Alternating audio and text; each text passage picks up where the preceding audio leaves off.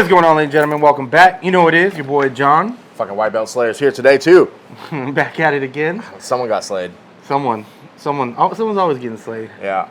Anyways, today we're gonna do something a little bit different. I think we're gonna attempt to do something. To do something new. We decided on this last night. Yeah. So we want to take. I guess you can kind of. Well, a couple weeks ago we talked about it on one of the podcasts. John was wearing a Leandro Lowe shirt, and we've been trying to figure out like topical things to talk about. And I was like, let's talk about some fighters and their history. Yeah, the history. Not that this person doesn't have an illustrious history. They do. But Leandro Lowe was, when we decided to do it, it was too hard to do it that quick. Yeah. Because he had such a huge impact on the sport, and he was around he was around until 2 years ago. Yeah. Whereas this person also had a massive impact on the sport, but they stopped doing jiu-jitsu about 6-7 years ago and focusing on other things. So. And they're back in jiu-jitsu. They're back in jiu-jitsu in 2 weeks. Some of the top, one of the top, if not the best. Yeah, best person in her division right now. Yeah, so, for sure. Anyways, we're going to be talking about Mackenzie Dern. Yep. And her history. I think she's had a huge impact on the sport. I mean, she was the GOAT in her period in jiu-jitsu, in her life or her time in jiu-jitsu. When she was up, she was the GOAT. Yeah. You know. And I was watching a bunch of her fights this morning, and I was thinking about it. She was probably one of the first people in the sport that her entire life practiced jiu-jitsu. Yeah, so she's got to be from the first era of that. So Mackenzie Dern started jiu-jitsu when she was 3 years old. Is that what it says on there? No, on one of the documentaries, Megaton was talking about it. She probably started younger than that. She's probably on the mat, tumbling around before that. He was saying, Megaton said he would put like cartoons on in the gym, and then she would just come out and roll. But really, about 3 years old, she was saying she was like listening and learning how to be an upa, learning the basics, mount, side control, and stuff like that. But Megaton was saying that one of the things he wanted was to make sure she went through every belt. So she went from, she was started at 3 and she went every color belt. So she went, white, gray, white, gray, gray. Yeah. All the kids' belts. Yeah, all the kids' belts. And then got her blue belt and then went through all those. So she's she basically went through every single belt, which is wild because that's what we talk about at our gym is when you see some of these kids, by the time they get to the blue belt, they're really not a blue belt. Yeah. Yeah, they're brown and black belts for sure. Yeah, but they're not allowed to have those. Oh, I think you can have a purple belt at 17. 16, 17? 17. So, but she went, which is why her jiu-jitsu was so freaking phenomenal. Yeah, I think we're mostly just going to talk about her jiu-jitsu too, not so much her UFC career, which is, I've said some things about her, like her being up and down. She just won last night. That was pretty cool. But, I mean, she's been getting beat up pretty bad recently. And, I guess while we're on that, I think one of the reasons she's getting beat up really bad is on this road to UFC thing that they just did, they showed her hitting pads. She looks phenomenal hitting pads, like insane. Like, her striking is so good on the pads. Yeah. It just doesn't translate to fighting. So I think that's where her confidence striking comes from, is how good she looks hitting pads. I did look it up on her Wikipedia, and she had, at the time, it said 19 fights, but I think... When did you print that thing out? This morning? This morning. I don't know. It's probably already updated. I don't know. They might have updated, they might not have, but she was 19 total fights and 14 wins, which is a really good record. But I'm not 100% sure if now it's 20 and 15 wins. But either way, that's still a really great record. Yeah. But her losses were pretty bad. Yeah, her losses were bad. Yeah. It wasn't like her losses were very almost one-sided, I think. And but I think a lot of that had to do with her stand-up game, like you were saying. She's tried to stand there and box and just didn't play well. I just don't think I think she can be like a top 5 contender for the remainder of her career. I just don't think she'll ever get to the champion because she's 125, right? I think she's fighting at 125. Man, you got some savages there. Right now it's the Mexican chick who's 125 champion, and then Valentina Shevchenko, I think it's number 1 or 2. It's just a really tough division. She's going to have... I can't remember if she's 15 or if she's 25. If she's 15, she has a better chance, but at 25, it's just murderer's row up there, you know what I mean? But I mean, even in jiu-jitsu, she was coming up in a time where... I think the game, like you said, she took a big break from jiu-jitsu, so I'm really curious how her game is going to go up against someone like Ffion. Well, I guess that's where we should start the conversation and go backwards. So, Ffion right now is the best woman in her division, hands down. Yeah. Nobody is better than Ffion at that division. Yeah. She's a savage. I mean, she's good in every single position. Yeah, everywhere. Yeah. And Mackenzie's taken X amount of time off, and let's say it's a year. It's not a year. It's 5 or 6 years. Well, when we say time off, I don't think she's. But she's not training in the gi. She's never. I don't think she ever stopped doing jiu-jitsu. She just stopped making it her main priority. Well, I guess it's a no-gi fight. So she's doing MMA though, which is different because like MMA, if you watch a lot of those like road to UFCs, if you watch fight camps a lot like I do, you'll see that most of it's based on wall wrestling. And there's not going to be the wall at CJI. Yeah. CJI, there will be 45-degree it makes slanted them their angles. advantage though. The problem is you push someone into the wall, you think you're winning because you push them onto that ramp, but now they're on your feet. You can use it, yeah. So like they can use it, they can jump off of it, they can dive off of it. You know, there's so much going on there. Maybe she pushes her against the wall and takes her down, but I think she's going to have a real hard time holding Ffion down. And it's not because her jiu-jitsu is not good. I think it's because the amount of time she has to actually prepare. There's no way she's going into a camp on Monday. She looked pretty beat up yesterday. The fight's in 2 weeks, and she had a UFC fight before that. I was thinking about that she has her fight coming up. She has the match coming up, and she's taking a UFC fight. And I was like, why would you do that? But UFC pays.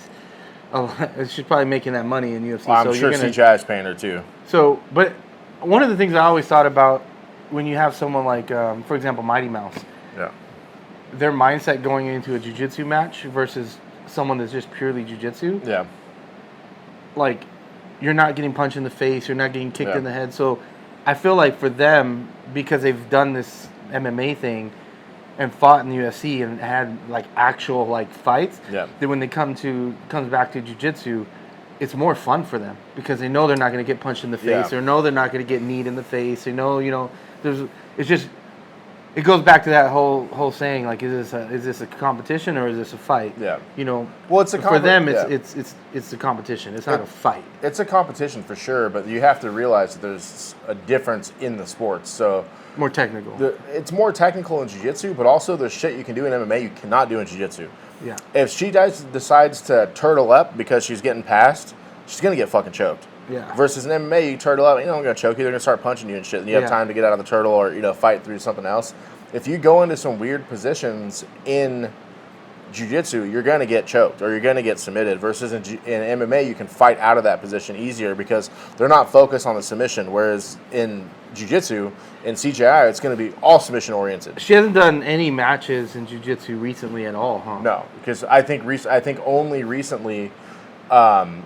The UFC is allowing these fighters to do other things. I think specifically for this one, I don't know this to be true. I never heard it said, but I think that Dana White does not like Mo Jassim. No. So he's like, you can let them fight. You know what I mean? Because I think that's what it's about. The UFC claims that T-Mobile Arena is their spot. Uh-huh. So I don't think he likes that. And also, I don't know if you guys have been paying attention to ADCC over the last 2 years since the last one. At one point, for about a month, they announced that the UFC Fight Pass was going to be showing ADCC, and then that went away and it came back on Flow. It was like a month or two when they started taking all the footage from Flow Grappling, put it on UFC, and then it went back. No. Only ADCC footage. Was it only ADCC? Yeah. So they were trying to buy. They had the rights to ADCC, and then something happened. Dude, and Flow got it back. I'm so curious on how that happened. That had been a lot of money passed around. Yeah, probably someone paid ADCC. I don't know who gets that money. I can't imagine. I mean, Sheikh bin Haloun or whatever his name is, the guy that actually owns ADCC. He don't need money, so maybe it was some other shit. He's probably a trillionaire. He doesn't. Yeah, he's probably one of the richest dudes on earth. Yeah, top 5 richest dudes on earth. So I think Dana White doesn't like ADCC, so he's giving Mackenzie the opportunity to go grapple because some of the other guys have been grappling. Craig has fought a couple UFC guys and like karate combat and a couple other things. I do know that she had talked about that she wanted to get back into grappling, so I think this is just happened to be smart for her. It just happened to be the right time. Well, you're right because it's smart as you're winding down your UFC career. You're taking all the fame, I guess, as you will, that's still on you, and you're starting to go back towards your original sport, and you're bringing that with you and those eyes with you. So you're not just like a nobody coming into a sport. I mean, she wasn't a nobody before, but now she has like more. She's more a household name, more of a household name, and now she's doing it right because she's taking that with her. she's bringing that with her to jiu-jitsu, and so that can follow her, and people are going to want to watch how she does in these types of events. You know, well, bring more of a following, more eyes onto the event. I think something we need to consider on that too is the reason that everybody here does jiu-jitsu, whether it's directly or indirectly, is because of the UFC. Yeah. I mean, that's the reason. I mean, it's either directly or indirectly. The only reason there's so many jiu-jitsu schools is because of the UFC. Yeah. The only reason anybody has ever seen jiu-jitsu in America is because of the UFC. It was super rare before that, right? Yeah. So you have to say the UFC is the reason for jiu-jitsu. And then now, in the last year or two, probably 2 years now, they've been doing those Fight Pass Invitationals, and they're paying real money to certain competitors. Yeah. And they're a great production. It's very good. It's really well done. So think about it for Mackenzie. She's getting a little bit older. I think she's in her early 30s now. She's late 20s, early 30s. Does it say on there? 93. She's 31. Yeah. So I don't. What I know, men tend to fight older to the 40s almost. But no, that's the end of their career. But it depends on what weight division you are. True. You know, Valentina's my age, I think, so she's around my age and being competitive still. But what I'm saying though, she might be 2-3 years away from being able to fight anymore. And then what is she going to do for money? I mean, it's not that she can't do anything for money, but if she's going to be able to transition back into jiu-jitsu on these Fight Pass events, and let's say they pay her $100,000 an event, she does 2 or 3 a year. That's $300,000 plus whatever sponsors, and they allow you to wear sponsors. And less wear and tear on the body. So much less wear and tear. Well, less damage. Damage-wise, probably more tear. You know, more getting your knees torn, your elbows torn like that. Because she's gonna have to. When I was watching her matches, I think she's pretty adept at least the IBJJF leg locks that you can do. But when you get into this modern world, like if Ffion catches her in a heel hook, it's over for her. You know what I mean? Like a lot of the old school Brazilians don't train that defense. So I've never seen Megaton through a heel hook. I'm sure he knows how to do it, but they just don't. They don't train those like the modern no-gi people do, where the whole system. AOJ and the whole system is leg lock. So AOJ isn't even new to it too, because Tynan got DQ'd for entering a leg lock, entering a heel hook. But just the no-gi, like the real no-gi people, like Ffion, who's a real no-gi person, training no-gis at a modern jiu-jitsu place in New York, and they're training heel hooks, and her man is also a modern jiu-jitsu fighter, you know what I mean? They're training heel hooks. So she might get her knee blown out in a jiu-jitsu match, but I'd rather have my knee blown out than my face smashed. Yeah.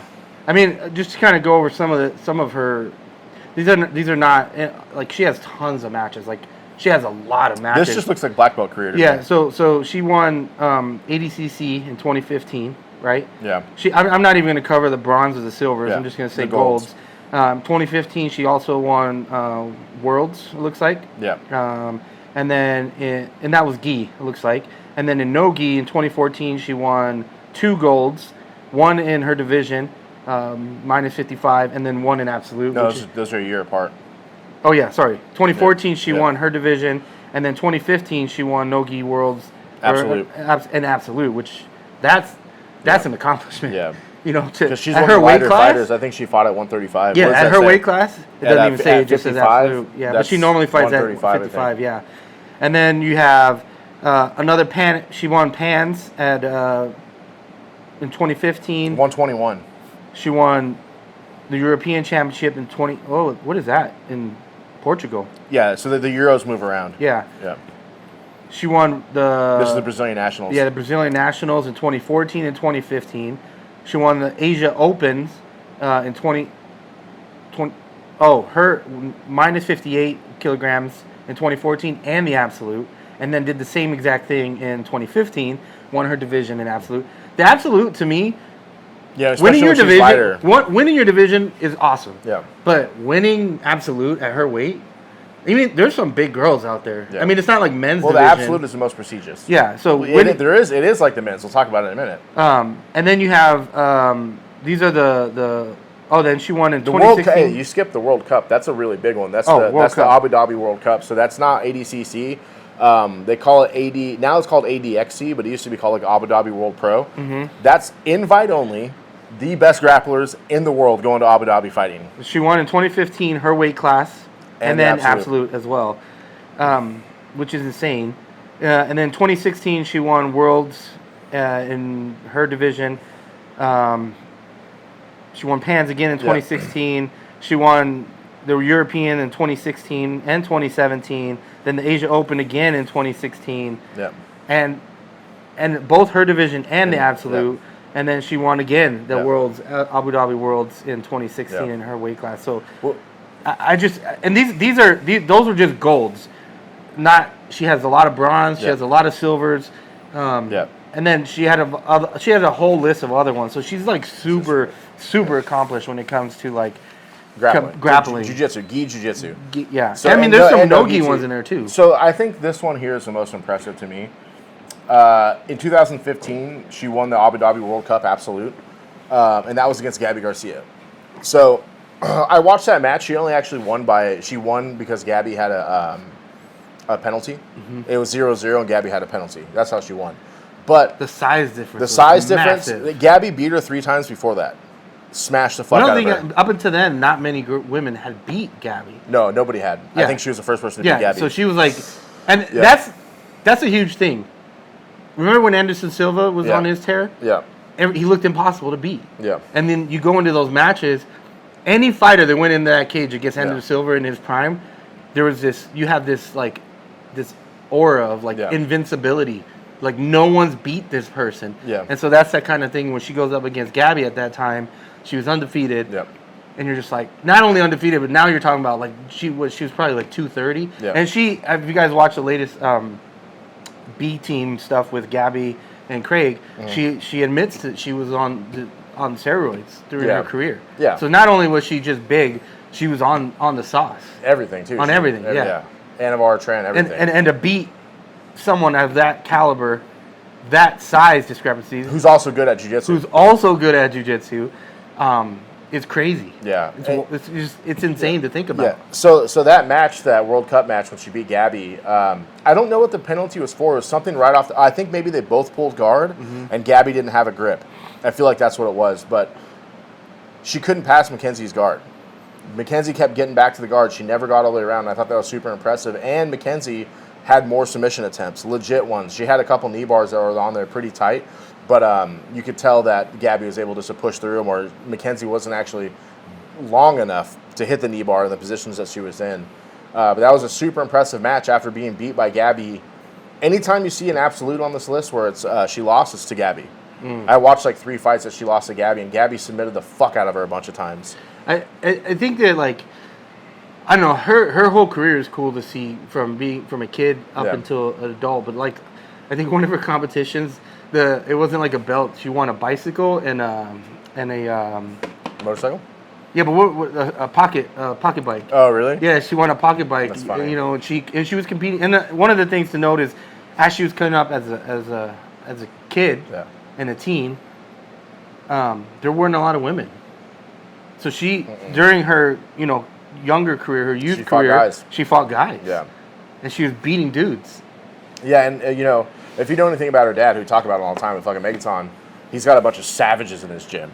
Yeah, they're all savages there. And then she came up with those savages who were just like, it's a rough school. I mean, Megaton's got a pretty aggressive style. Yeah, I was watching it, and he was walking around with a stick, like Helio used to have. Old school shit. Yeah, Helio used to have that stick. Yeah.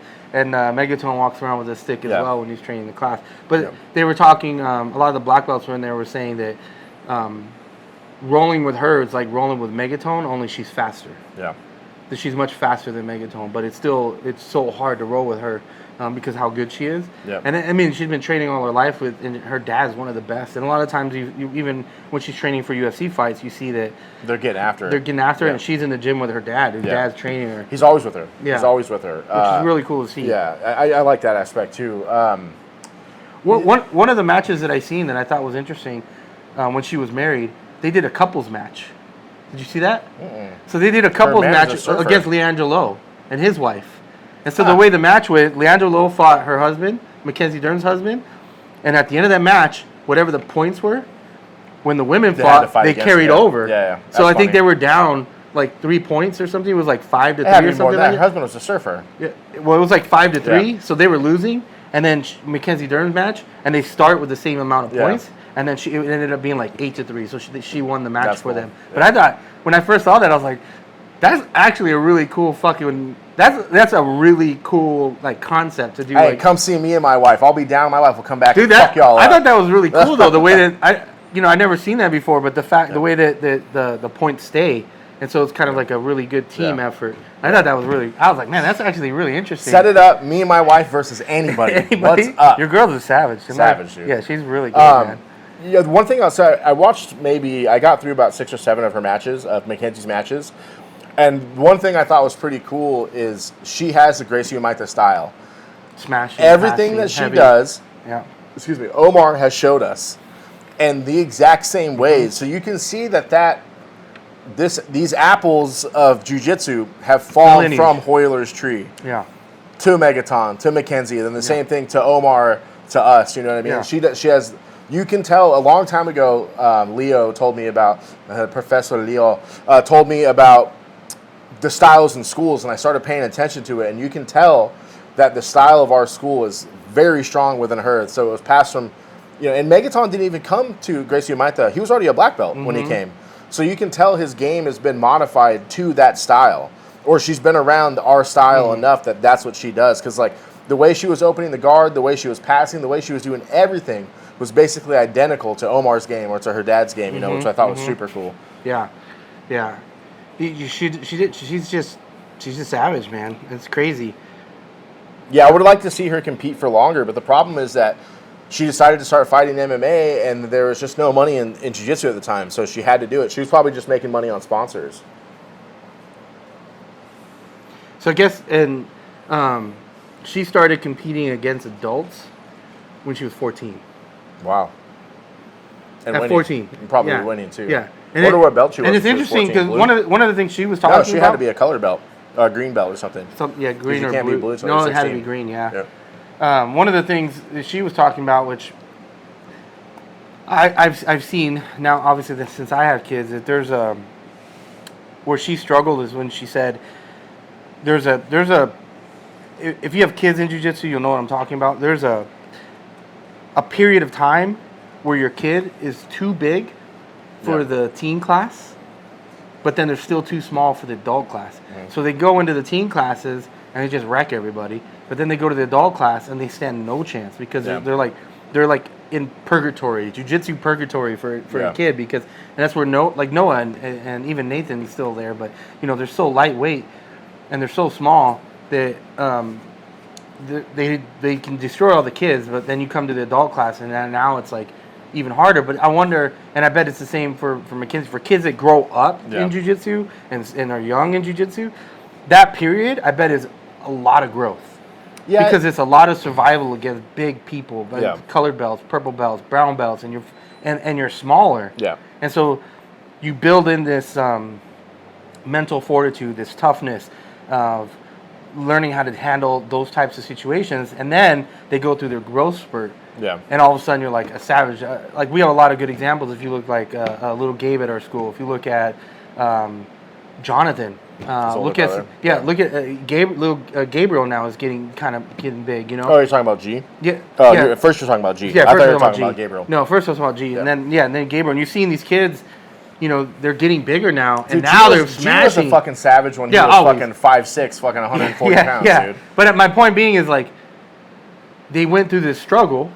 And I'm sure Mackenzie Dern, even as a woman, is even harder. But let's take G out of this conversation. I never saw that full struggle. The only person I ever saw whoop his ass is his dad. He's special, yeah. That motherfucker. So, but in general, you have these kids that are too big for teens. They're too small for adults. Yeah. They struggle through adults, and then all of a sudden, summer comes around. Yeah.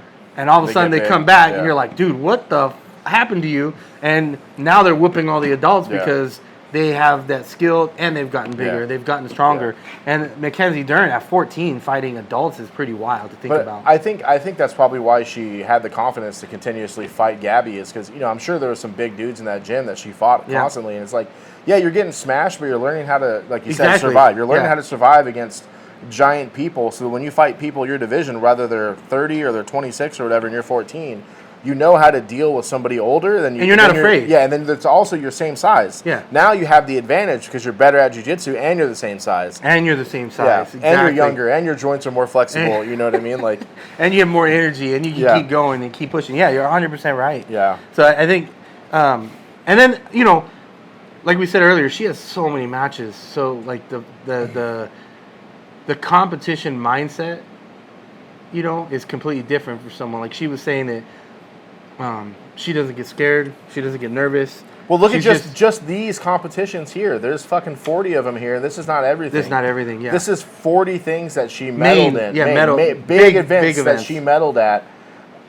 I mean, it's the same thing. I've done so many tournaments now. It's just another day. Like, it doesn't matter when it is. Like, it's just another day. But imagine her. It's like, I mean, I bet she competed at every one that Megaton did. Probably. Yeah. So he probably does 25 or 30 a year. That's like 2 a month. Yeah. So she's always competing. She competed probably since she was 7, Yeah. you know? Yeah.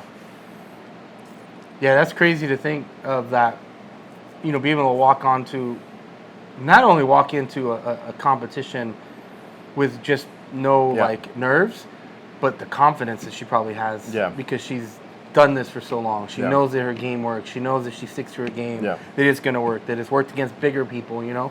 That's a huge difference. So I'm really looking forward to watching this next match with Ffion and seeing how that goes. Just come. Probably not. Just come to it's Vegas. Free. It's free on YouTube. It's free. Yeah, but it's not as it's fun. There wasn't, dude. When you watched the Rutolos at the last ADCC, dude, it was probably one of the best things. It was equivalent to 4 people in baseball hitting home runs back to back. Because it was 7 or 9 minutes, however long those matches are, and motherfuckers getting of the Rutolos getting buck wild. And every time they got into a good position, the whole fucking arena exploded. It was amazing. You need to experience this. And this might be the only CGI ever. Possibly. And it's $50. I don't think it is. I think it was $50 with the fees. I don't think it'll be the last one. I think they're going to. It just depends if homie who put up that $3 million is willing to put it up every year. I think they'll get their money back for sure. No, they're not. All the money that's besides the cost is going to charity.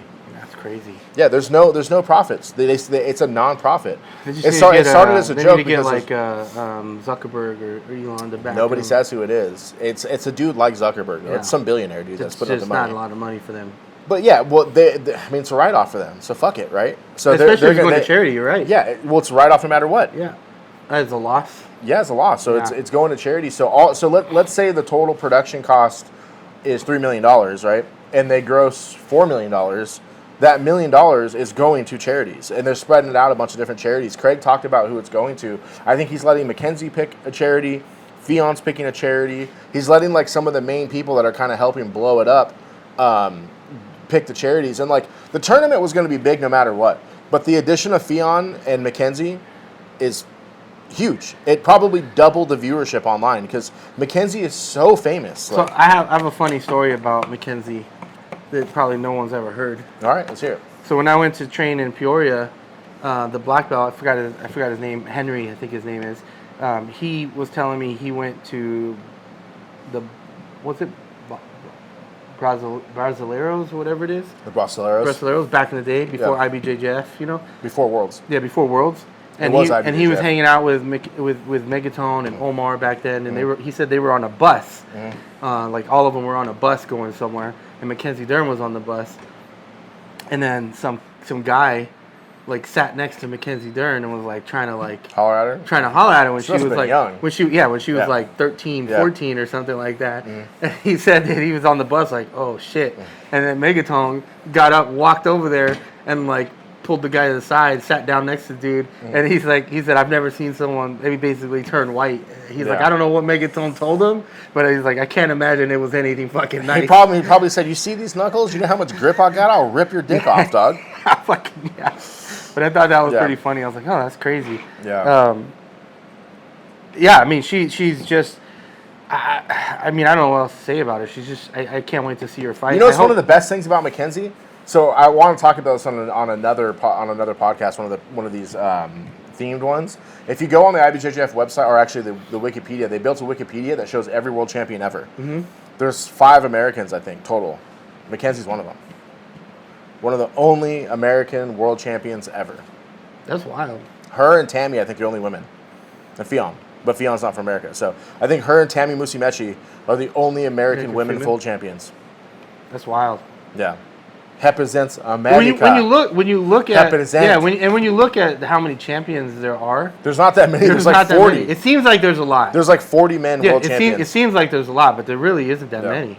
Yeah. It's a very I bet 30 of them are in Southern I California. I wonder if it doesn't seem like a lot because we're around it all the Yeah. time, and you're always involved in this stuff, and so it just doesn't feel like it feels like there's a lot. But when you actually look at the numbers of actual champs, there's 40. Not. It's such a prestigious like thing. So when someone has 3, 4 fucking world titles, that's huge. Yep. That's a big thing to have. So like when we have Omar has 2 at black. 2 at black. And then he has 2 at color belts. 2 at color belts. Purple and brown. Yeah.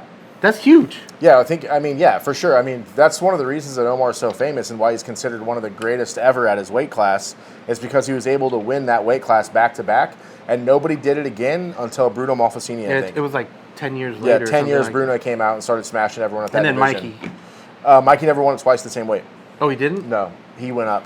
I think he won it at Omar's division, feather, whatever the lightest one is, Rooster. I think he won it at Rooster, then he won it at light feather. Oh, okay. Yeah, he never won it at the same division. 2 in a row. Yeah, the only person I think that's won that particular division 2 times in a row is Bruno. The only person I think that's won it more than twice, besides Omar and Bruno, is Kyle Terra. So I don't know if Mackenzie's UFC, like after this win. I mean, I think she's top 6 now. She's for sure top 10. She might be top 5. She's getting closer to the title, but it's whoever I can't remember maybe she's 115 now. Does it say on here? Oh, I don't know. I don't know what her weight class is. I think she does fight at 115 because she was fighting at 125 and she kept missing weight. And then because she fought at 115, like I think her first fight was 115, and she missed weight.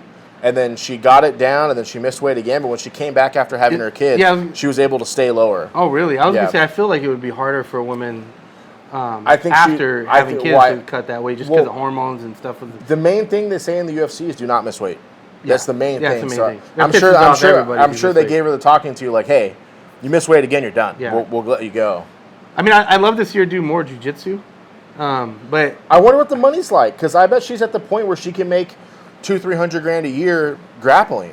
Maybe. I mean, doing seminars, no problem. She can make that money. How much does she want to travel? Who knows? She probably. I know she lives in Orange County. She's probably living a good life. There's not a lot of women that are doing a lot of seminars. I mean, there are, but like.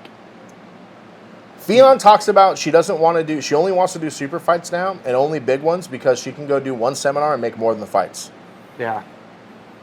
And she talked about like ADCC. She wouldn't even do a seminar for $6,000. She knows her value. So she's probably a $10,000-$15,000 seminar, because when people like that, they do seminars, usually a couple hundred people, 150 people. A lot of people. Like right now, Wardzinski is traveling around the country doing seminars, and everyone's 100 people at $100. Yeah, it's $10,000. That's crazy for 3 hours. Yeah, 4 hours. Yeah, something like that. Yeah. So you do like 3 a week. That's $30,000 a week. I mean, that's the payoff. Do that for a few months. But that's the payoff of struggling and not making any money. Like, if you listen to like Craig Jones, he talks about he sold his car. Like, he did everything he could to become a professional grappler. And if you look at Nicky Rod and his brother. Strawweight. She's fighting at 115. If you look at Nicky Rod, Nicky Rod's making money now. Yep. J Rod isn't. He's starting to do seminars though. He's starting. J Rod just bought a Raptor. But he recently came into money. Yeah. If you watch before, like Nicky Rod was supporting him. Yep, exactly. Yeah. He had that. He was fortunate to have his big brother there to help support him. Yeah. Who also drive each other, to be better. Yeah. But he wasn't really making much money either. The last couple of years he said he's made more than $1 million a year. I think he even tried to get into I forgot what video it was. There was like a Worlds or something like that. And he was trying to get in and they didn't even recognize him. And they were like following him, and they're like, "Who are you?" And like, I was like, "How the fuck do you not recognize this dude?" Funny. It's funny that those dudes are some of the top grapplers in the world, and they can never compete IBJJF. Like they'll never let. I don't think they'll ever let Nicky Rod fight at black belt. Because he didn't follow the rules. Well, I don't think Craig Jones is an IBJJF recognized black belt. I don't know if. I think you'd destroy everyone. So it'd either be Craig Jones or Nicky Ryan. I don't know if either of them are IBJJF recognized black belts. So they can't ever compete because they can't actually promote him. There needs to be a better system. Well, they have the lockdown. I mean, I understand it. It's their, the regulations and following protocols and stuff like that. But, like, come on. But that's where you get fight to wins and things like that come into play. You get to see. Yeah, IBJJF is trying to be IJF, the International Judo Federation, and so they're trying to streamline it and keep it so that people don't fuck around and come sign up because there's stories. There was freaking breakdancing in the Olympics. Yeah. Oh, really? Yes. Yeah, but I mean, judo's holds to this. I don't care about the Olympics, but IJF is held to another standard, is what they say. But the thing, I think a lot of this spawned from. There's a story I've heard from multiple different people. Some like Aikido black belt signed up for a black belt tournament, and I think it was Cyborg. He got Cyborg, and Cyborg picked him up and threw him off the mat, and just said, "Get the fuck out of here." And like ever since that, like I fucking love that. Yeah, nobody. That's why they got real strict about where the fuck did you get your black belt from? Yeah, I mean I get it because it's true. You could be a Taekwondo black belt, whether it's legit or not. You have a Taekwondo black belt and a certificate, and you're like, well, I'm a Taekwondo fighter. I could grapple. I go fucking in the IBJJF, and you fucking fight some savage like Mikey Musumeci, and he was like, just rips you apart. Yes, breaks every one of the ligaments. Not only that, it's bad for the sport the way it looks, and it's boring. Yeah, and judo is super strict. So IBJJF is smart to try to follow that path. They use their belt system, they use their promotion system, they use everything from IJF, and now they're doing the patches. They're doing that. You can't really wear the sewn on patches anymore. You got to wear those heat press ones. That's IJF. When we were talking about Gabby and Mackenzie Dern, one of the other things, not just the weight, Mackenzie Dern's short. Yeah, she's. I've met her. She's about up to here. Yeah, she's like 5'1". Yeah, so she's like your height. Do I get to call you fat in this one or no? Don't listen to him. No, you can't. These are special episodes. All right. Yeah, she's like 5'1" or something. I'll send you the picture with me and her so you can. I have a picture with her. Okay, yeah. Yeah, when she came to the gym. Yeah. She was short. She was way shorter than me. Really short. So that's why I'm like, Gabby's what, like 6 something, 6'2", 6'3"? Gabby is a big person. Yeah. Though. I think she's 6'4", 240, 260. That's crazy. She's big. Yeah, so that's not only weight difference, but size difference. And then you talk about limb difference, shorter legs. Well, that's what I was talking about earlier. When she had Gabby in that knee bar, I don't think she had enough length to actually get the length to get the leverage. Yeah. And that was Mackenzie's full body on her leg. Yeah, I mean, I'm sure her thighs are probably... They're definitely bigger than yours. Definitely bigger than mine. Hey, I've been working on them, man. I'm working on them. These are just... They're not thick yet, but they're just muscle now. So... Anyways, yeah, so that's really all I have. Other than I'm excited to see her compete in the CGI. I think that's a really good matchup, and one of those matchups that everybody is gonna. When you first hear it, you're like, oh, that's a good matchup. And my household is split. Ffion is Brianna's favorite woman grappler, so I'm going for Mackenzie because I represent my team. Yeah, but I mean, what I'm saying is that, like, it's one of those matches where like. You're like, oh, there's a lot of good matches, potentials for her, and then you hear this one, you're like, oh. Yeah. Like, oh, all right, that's a good match, So I'm excited to see that one. I think the only other match that could have been equally as good as her is Bia, and I think they're 1-1 on each other. Ffion and Bia, I think, are 1-1. Bia's also savage. She's transitioning, too, into fighting. MMA, yeah. Where the money's at. It's not if you're Ffion. I mean, I don't know why. It's probably because the lack of ability to speak English. Like, Bia speaks English, but her accent is wild. Well, there's certain personalities and types of people that can make money in jiu-jitsu. Gordon Ryan, Craig Jones, Nicky Rod. You have to have this personality. You know what 3 of those people have in common? They all came from Danaher. They all speak English. Yeah, they all speak English. Nah, Craig's not from Danaher.